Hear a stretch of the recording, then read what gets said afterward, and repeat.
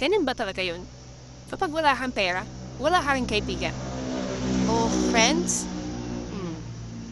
Sabi nila, kapag wala ka daw pera, wala kang kaibigan. So, ibig sabihin, yung mga kaibigan mukhang pera. Kasi lalapit lang sa'yo pag may pera ka.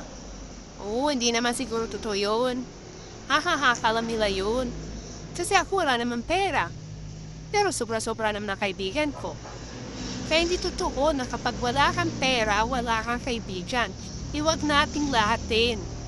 Kasi yung iba naman po, meron naman talaga totoong kaibigan.